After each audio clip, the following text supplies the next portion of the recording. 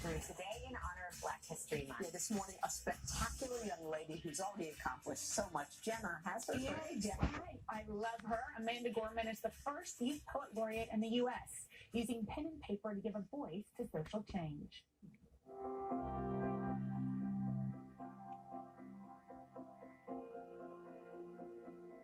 Since I'm the first one, I get to set a precedent. What do I really want to see in the poetic realm in the United States? Yawning wide as the Pacific tide. Amanda Gorman is the first ever youth poet laureate in the U.S. What is it like to be a first? It's intimidating, and I never really thought that I would be that person who's the first, because I remember when I was little reading about people, it doesn't get past me that not only am I the first youth poet laureate, but at the same time I'm the first woman youth poet laureate, I'm the first Black youth poet laureate. 19-year-old Amanda was awarded the prestigious title last April at Gracie Mansion in New York City. A lot of your poetry focuses on social change, social justice. Where does that passion come from? I think that passion comes from my heritage, comes from this place where, like, I must write, I must speak up, because there's been too many people who've been kept from that opportunity. Who inspired you growing up? Oh, my mother. Amanda grew up in Los Angeles, and she attributes a lot of her success to her mom, Joan Wicks, a teacher who raised her and her twin sister as a single mother. Amanda's passion for poetry started in the 3rd grade. Talk to me about when you first knew you loved poetry. I was around 7 or 8 years old, and my teacher, Shelley, had us reading Ray Bradbury's Dandelion Wine. I was like, oh my goodness, Bradbury just related candy to something completely different. That's what I want to do with my life. That's what I want to be. I love that it was a metaphor. You were a 3rd grader with a metaphor, and that's all the metaphor hit home. It was like magic.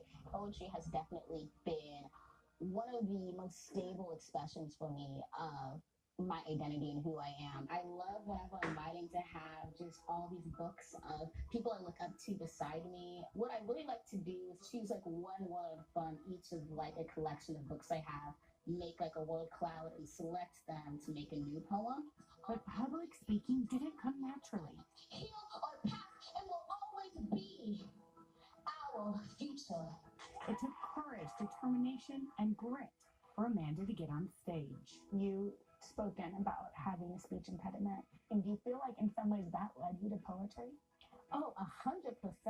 And a lot of times I talk about having a speech impediment and the difficulty of literally speaking up for myself. The voice I'm hearing aloud can't pronounce R's, it can't pronounce sh. It's kind of sounds a bit garbled, but I hear this strong, self-assured voice when I'm reading this, simple text. And what that told me is the power of your inner voice over that which people might hear through their ears. The only thing that could impede me was myself. Now a sophomore at Harvard, Amanda started One Pen, One Page, an organization inspiring other young writers to share their voices. So in a world that I think needs light constantly, and a world where social change is being talked about a lot, where does poetry come in?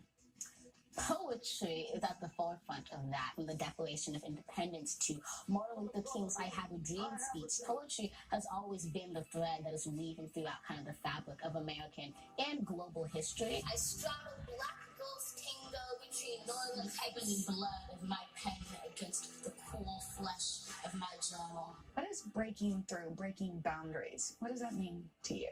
I think breaking through, especially in this day and age, is not only breaking through the door, but it's holding it open so that other people can come through. When we write an American lyric, we are just beginning to tell.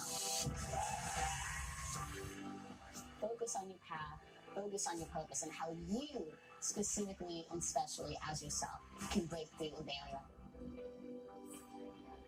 As Youth Poet Laureate, Amanda travels the country sharing her love for poetry, and she already has her calendar marked. Mark yours. Okay. She plans to run for president in 2036. 2036? Yes, I've already put my vote in.